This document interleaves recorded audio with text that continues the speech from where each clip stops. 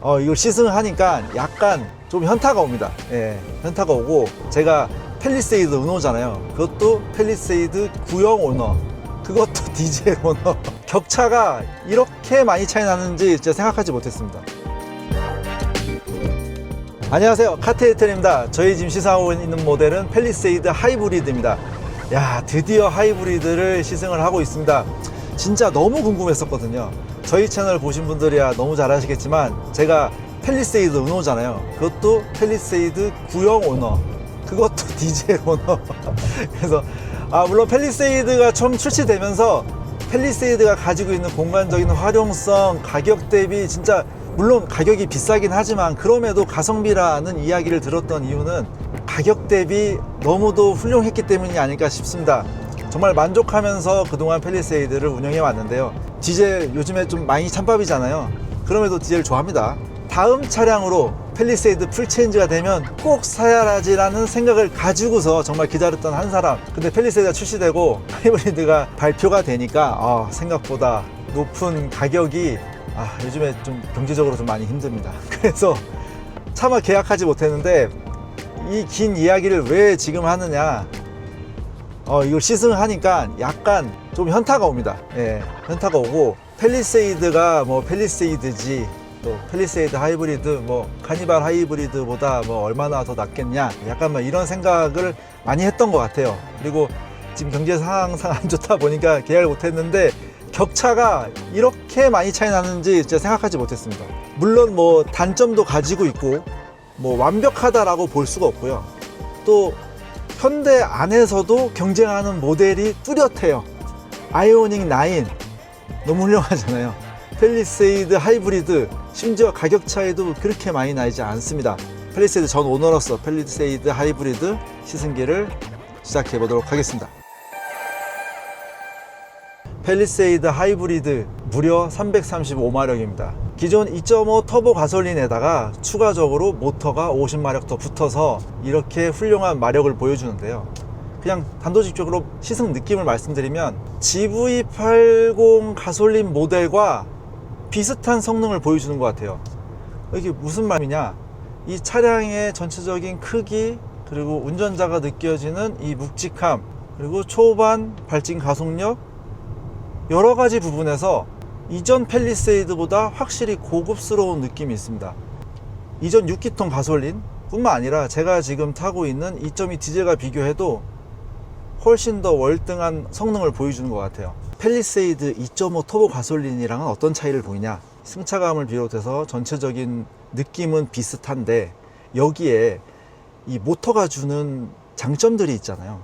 초반 발진 가속력, 그 다음에 중가속에서 항속할 때 주는 연비, 항속할 때 엔진이 꺼지면서의 어떤 정숙성, 여러 가지 부분에서 2.5 터보 가솔린 모델보다는 월등한, 그래서 물론 가격 차이가 나긴 하지만 주행이 많으신 분이라면 이 하이브리드를 좀 더 기다려야 되지 않았을까, 약간 이런 아쉬움이 많이 남겠다, 이렇게 생각이 듭니다. 현대자동차 그룹의 하이브리드 시스템은 팰리세이드 하이브리드 이전과 이후로 나눠질 것 같습니다. 이전에는 1.6 터보 또는 2.0 가솔린 엔진의 하이브리드 시스템, 이번에는 2.0 터보라서 혹시 그런 얘기를 하는 거냐 라고 하는데, 그게 아니라 지금 제가 몰면서 느껴지는 이전보다 나아진 하이브리드 시스템이라고 생각드는 이유는, 하이브리드 시스템이 이전보다 더 커지거나 배터리 용량이 커져거나 이게 아니라 구조적인 변화를 이뤘다고 합니다. 뭐 P1, P0 이렇게 이야기를 하는데, 뭐 간단하게 말씀드리면 모터를 직결하면서 거기에 따라서 하이브리드 시스템의 성능이 향상되었다, 향상되게끔 만들었다, 이렇게 보시면 될 것 같아요. 그러니까 이전의 구조와 지금의 구조 시스템이 다르다, 이렇게 보시면 될 것 같습니다. 그 이전보다 나아진 점은, 매뉴얼적으로 일단 설명드리면은 엔진이 껐다 켜질 때, 그 다음에 고속에서 주행 중에 엔진이 켜지면서 기존 속도에 맞는 RPM으로 보전이 이루어지는 그 속도가 더 빨라졌고요. 같은 파워를 내는 모터여도 이전보다 직결화된 모터로 인해서 조금 더 마력이 향상됐다, 이렇게 보시면 좋을 것 같습니다. 그래서 이 차량이 2.2톤에 달하는 무게를 가지고 있잖아요. 지금 상당히 큰 오르막길을 달리고 있는데 엔진을 끄고 다시 달려도 모터로만 그 속도를 유지할 수 있을 정도의 힘을 보여줍니다. 물론 이거보다 더 크면 좋겠죠. 물론 크면 더 좋겠는데, 그래도 지금 현재 도합 마력으로 335마력을 내고 있는 지금보다 더 높을 필요가 있을까라는 또 생각도 들고요. 물론 뭐 높이려면 높일 수 있겠지만, 뭐 모터 좀 더 큰 거 달면 되잖아요. 아니면 모터의 출력을 좀 더 높이면 되잖아요. 근데 뭐 그런 것보다는 이 차량에 맞는 적정 효율, 그리고 거기에 이전에는 진짜 효율만 따졌다면 그래도 좀 더 다이나믹하게, 좀 더 강력한 성능을 낼 수 있는 시스템 세팅으로 바뀌었다, 이렇게 보시면 좋을 것 같고, 실제로 운전하면서도 그게 느껴집니다. 이 차량의 크기나 이런 걸 생각했었을 때 확실히 카니발을 운전할 때랑은 진짜 많이 다르요. 카니발 하이브리드를 운전할 때는 뭔가 엔진이 좀 괴로워한다, 그래도 좀 참어, 시스템의 성능보다는 효율성이 더 중요하잖아 라고 우리가 계속 생각을 했다면, 이 차량은 그렇지 않다는 거죠. 훨씬 더 넘치는 파워를 가지고 있기 때문에 주행도 훨씬 자연스럽고요. 카니발의 모터 출력에 비해서 훨씬 더 월등히 좋습니다. 현대가 하이브리드 시스템을 대하는 목적지, 정책 방향이 이전과 달라졌다고 보시면 돼요. 이전에는 시스템 효율성, 연비, 그 다음에 세금적인 부분들을 할 수 있는 진짜 효율성만을 추구했다면, 이 팰리세이드 하이브리드를 시작으로 고출력을 낼 수 있는 친환경 하이브리드 시스템으로서의 변곡점이 이 팰리세이드라고 이렇게 보시면 될 것 같습니다. 그리고 승차감을 말씀드리지 않을 수가 없는데, 팰리세이드나 산타페나 사실 승차감은 그렇게 뭐 차이가 많이 난다라고 할 수 없습니다.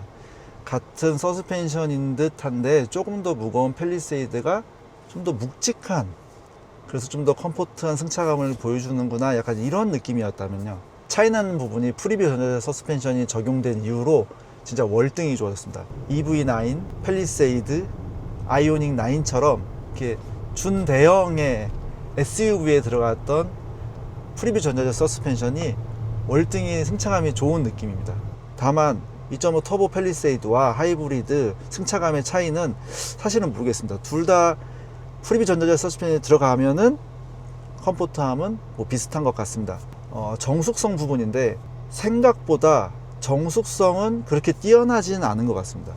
조금 정숙성이 떨어지는 것 같지라는 생각이 드는 이유는 아무래도 이 팰리세이드가 생긴 외형, 팰리세이드의 디자인 때문이지 않을까 생각이 듭니다. 각진 형태로 되어 있고, 어떤 차보다도 윈드실드가 넓게 위치하고 있고, 또 각진 형태로 되어 있어서 만약에 현대그룹의 준대형 SUV 중에 아이오닉 9과 팰리세이드 둘 중에 정숙성을 따진다면 유선형을 가지고 있는 아이오닉 9이 훨씬 월등히 좋지 않나, 이렇게 생각이 듭니다. 현대 차량들이 회생 제동을 했었을 때 충전량이 또 좋은 걸로 많이 알려져 있잖아요. 고전압 배터리를 사용하는 만큼 빠른 충전도 되고, 그 다음에 회생 제동에서 얻어지는 충전도 빠르게 되고, 역시 하이브리드도 마찬가지인데요. 그래서 최근에 하이브리드 시스템이 적용되면은 이 패들 시프트로 이 하이브리드 회생 제동의 어떤 양을 조절하고 담력을 조절하는, 그리고 최대 원페달까지 조절도 하고, 하이브리드는 원페달은 물론 안 됩니다. 현재 팰리세이드는 그 부분은 적용되어 있지 않아요. 그냥 고정입니다. 고정이고, 이 담력이 브레이크 엑셀에서 발을 떼면은 거의 느껴지지 않는 그냥 내연기관의 차만큼 그냥 구르면서 가거든요. 그리고 하이브리드 차량들을 싫어하시는 분들 중에 이 브레이크 담력에 대한 불만이 또 있습니다. 브레이크에 발을 얹게 되면 먼저 회생제동 시스템이 디스크의 로터에 붙게 되고, 거기서 구르다가 좀 더 힘을 주면 그때서야 이제 브레이크 패드가 디스크에 붙으면서 그 이격의 차이, 회생제동 시스템과 브레이크 패드의 그 차이를 고르지 않다라고 이제 느껴지게 되는 건데, 그 부분이 이 팰리세이드는 좀 더 이전보다 더 나아진 것 같아요. 달리다가 이렇게 막히는 도로에서 브레이크 올렸다가 가게 되고, 올렸다가 할 때 이전보다 확실히 좋아진 것 같아요. 차이를 거의 느끼기 힘들 정도로, 브레이크에 발을 올리게 되면 우리가 유압으로 해서 디스크 로터를 잡는 게 아니라 그냥 전자식으로 되어 있는 거거든요. 그 전자식의 담력이 고르게 분포되어 있고, 그러니까 예를 들어서 브레이크의 힘을 1 밟을 때 회생 제동의 담력이 1, 좀 더 깊게 밟으면 2, 좀 더 깊게 밟으면 3, 그러다가 거의 브레이크 패드가 잡았을 때와 비슷해질 정도가 됐었을 때 잡는 느낌. 그래서 이전보다 더 브레이크의 담력이 일정한 그런 느낌을 이 운전자가 받는 것 같습니다. 배터리가 6칸 이상 차 있거든요. 시내 주행길이고 도로의 흐름에 막힘없이 한번 주행을 해보도록 하겠습니다. 모터로만 주행이 가능하신 걸 볼 수 있고, 차지 영역을 보셨을 때 제동의 담력에 따라서 차지의 폭이 변하는, 보통 일반적인 하이브리드 차량들은 살짝 브레이크에 발만 올려도 차지 끝까지 닿으면서 그냥 브레이크로 바로 패드로 넘어가는 걸 보실 수가 있는데, 팰리세이드 하이브리드 같은 경우에는 마치 전기차처럼 차지의 영역폭이 굉장히 큰 거를 알 수가 있습니다. 한 번도 엔진을 켜지 않고 모터로만을 이동하고 있고요.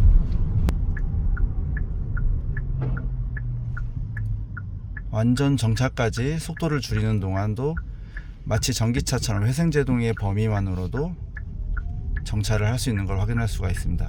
아직까지도 모터만으로 엔진의 개입 없이 이동하고 있고요. 보시는 것처럼 이제 엔진이 켜졌습니다. 그리고 저희가 마침 지금 운전하고 있는 이 차량이 9인승 모델입니다.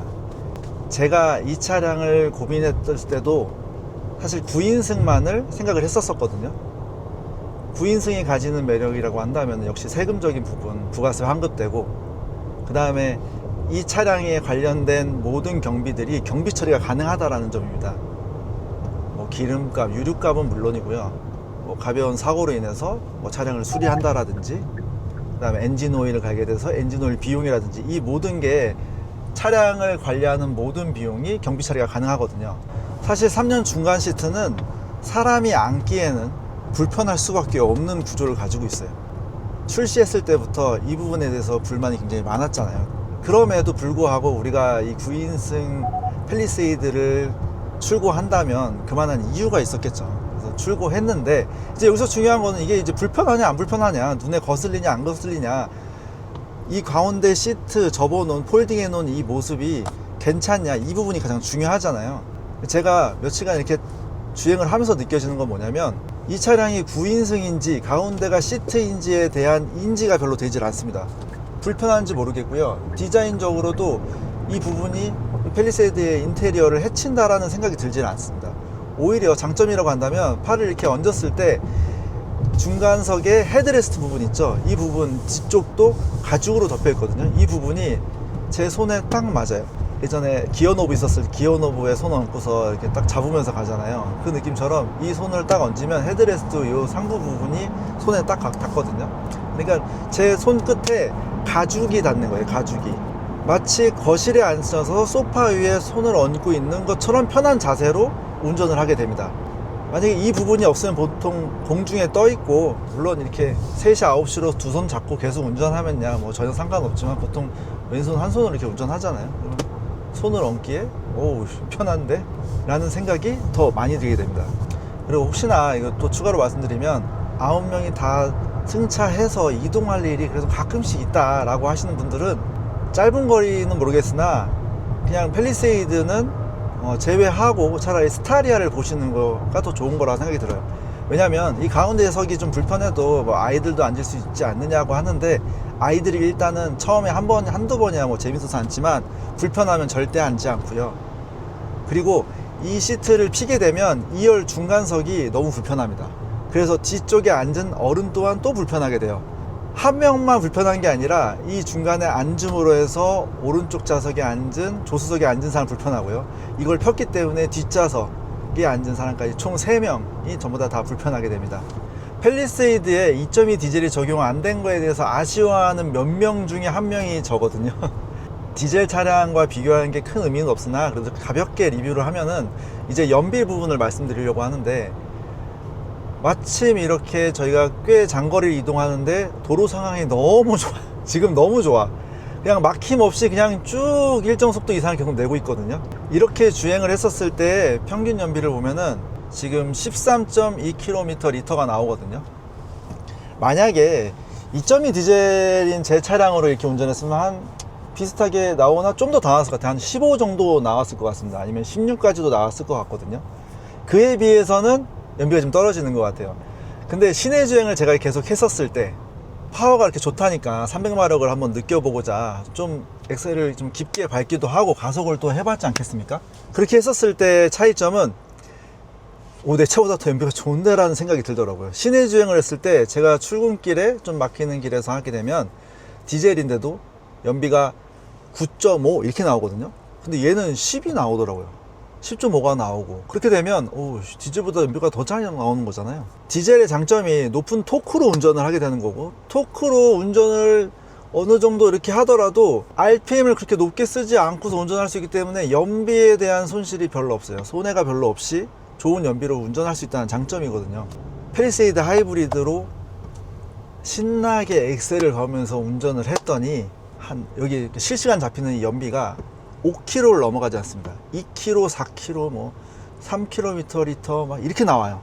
실시간 계속 이제 이 타코미터 아래쪽으로 보이는 이 변화폭이 그렇다는 말씀드리거든요. 그렇게 운전을 하면서 연비가 막 떨어지는데 결국 최종 목적지에 도착했을 때의 최종 연비는 13km 리터였습니다. 그러니까 이 얘기는 뭐냐면 우리가 출발점부터 도착지까지 계속 엑셀을 밟으면서 도착하는 경우는 사실 별로 없잖아요. 어느 일정 도로에서 주변 차가 없었을 때 좀 가속을 할 수 있고요. 그렇게 달리다가도 결국은 우리 목적지 도착하기 위해서는 도심으로 다시 들어오고 시내길을 가고 그렇게 해서 도착을 하잖아요. 엑셀을 막 밟으면서 주행하는 동안 누적된 충전된 배터리 용량을 충분히 쓰면서 0에서 한 70km까지는 도로 흐름에 방해되지 않게끔 모터로만 주행을 올 수가 있거든요. 모터의 힘만으로도 70km 정도는 도로에 방해 없이 속도를 올릴 수가 있었어요. 그렇게 쭉 올리면서 이동을 하게 되니까 거기서 연비가 쫙 올라가더라고요. 그래서 결국 목적지 도착했었을 때는 13.5. 최근에 출시된 차량들은 다 이게 가능하게 된 것 같아요. 그래서 하이브리드가 확실히 연비적인 부분에서는 장점이 뚜렷하구나. 내 구형 팰리세이드 2.2 디젤이 이기는 거는 한 가지, 세금이 좀 더 저렴하다. cc당 세금이 이제 2.2 디젤이니까 생각해볼게요. 요소수를 또 넣어서 2.2라고 보기는 힘든데 이런 생각이 자꾸 듭니다. 그래서 초반에 말씀드렸다시피 좀 현타가 온다라고 말씀드렸던 게 바로 이런 부분인 것 같아요. 진짜 제가 능력이 없어서 팰리세이드 하이브리드를 계약 못했지, 지금 이렇게 시승을 하면서 느껴지는 거는 제 주머니 사정이 괜찮았으면 이 차량을 그냥 계약했었을 것 같아요. 다만 여러분들은 이제 아이오닉 9과 비교를 꼭 하셔서 본인이 원하는 파워트레인을 선택하셔야 되겠지만, 저는 아직 내연기관이 더 좋다라고 생각을 하고 있는 사람이다 보니까 조금 늦어요. 제가 디젤도 아직 좋아하고 내연기관도 아직도 좀 더 좋아하고, 그렇다 보니까 아마 이 차량을 선택하지 않았을까라고 생각이 듭니다. 그리고 제가 이렇게 운전해 보면 물론 팰리세이드 구형도 큰 차량이지만 그래도 외형 자체가 좀 더 SUV스럽고 뭐 어떤 굴곡도 좀 더 있고요. 신형 팰리세이드는 이전보다 좀 더 자체가 커졌잖아요. 실내 공간도 더 커지고. 근데 그 차이가 꽤 큽니다. 확실히 좀 더 부담스러워요. 일단 본넷이 구형 팰리세이드 기준으로 제가 팔을 이렇게 얹으면 와이드 디스플레이 위쪽에 딱 걸리거든요. 여기까지가 디스플레이의 상단점이라고 보시면 돼요. 그 뒤로는 다시 대시보드가 아래쪽으로 내려가고 본넷이 좀 더 내려가는 구조였는데, 지금 본넷과 대시보드가 평행을 이루고 있을 정도로 높잖아요. 그렇다 보니까 이 차량 앞에가 시야가 확보가 잘 안 됩니다. 이렇게 뭐 도로에 달릴 때 상관없지만 골목길을 간다라든지 또는 시골길 또는 이제 캠핑장 근처에 가서 이제 비포장길을 간다라든지 주변에 아이들이 왔다 갔다 하면 아마 전혀 보이지 않을 것 같아요. 큰 차량을 몰아보지 않으신 분들이라면 시승센터 가면 팰리세이드 시승 가능하거든요. 꼭 시승을 해보시고 내가 나의 운전 스킬로 될지 또는 나의 주변 환경에서의 이 차량의 크기가 맞는지를 한번 확인해 보셨으면 좋겠어요. 제가 구형 팰리세이드 리뷰하면서는 그런 얘기 별로 안 했던 것 같아요. 차가 그래봤자 산타페보다 좀 더 큽니다. 산타페 할 수 있으면 다 할 수 있습니다. 약간 이렇게 말씀드렸다면 이 정도의 사이즈, 뭐 약간의 차이지만 그 차이가 굉장히 크게 느껴지고 그 부분을 확인을 하시고서 선택하셔야 되지 않을까라는 생각이 듭니다. 그러면 이 차량은 앞에 볼 때 어떻게 하면 좀 더 편할까? 타스만도 그랬고요. 이 정도 되는 차량들은 이제 전방 카메라를 최대한 이용해서 좁은 골목이나 또는 주차할 때 이렇게 이용하면 편하거든요. 주차할 때는 후진을 누르면 자동적으로 전방 카메라가 바로 켜져요. 그러니까 그건 상관없는데 좁은 골목길을 가거나 뭐 주변을 좀 확인하면서 가야 될 필요가 있었을 때는 카메라를 이용해서 하면 되는데, 카메라가 먼 게 단점입니다. 먼 게. 하다가 카메라가 여기 있어요. 여기. 보통은 만약에 9인승이 아니었었으면 보통 이 부분에 다 있잖아요. 이 부분에 조작 버튼들이 다 있어서 이제 카메라를 누르고 이렇게 해야 되는데, 현재 9인승 팰리세이드는 버튼이 이 끝에 있습니다. 끝에를 눌러야 전방이 확인이 가능합니다. 팰리세이드 하이브리드는 차세대 하이브리드 시스템이라고 설명을 하고 있는데요. 그 특징적인 게 뭐냐면 바로 스테이 모드나 실내 V2A를 사용할 수 있다는 부분. 이 부분은 사실은 전기차에 해당하는 부분이잖아요. 근데 하이브리드에도 사용할 수가 있다는 겁니다. 어떻게 사용하느냐? 배터리를 이용해서 공조라든지 V2A를 사용하면 되는데, 여러분 다 아실 거예요. 하이브리드는 주행하면서 이 배터리의 잔량을 전체에서 반 50%밖에 사용을 하지 않고, 심지어 어쨌든 효율성을 위해서 배터리가 있으면 전부 다 사용한단 말이에요. 근데 목적지에서 어떻게 사용하느냐?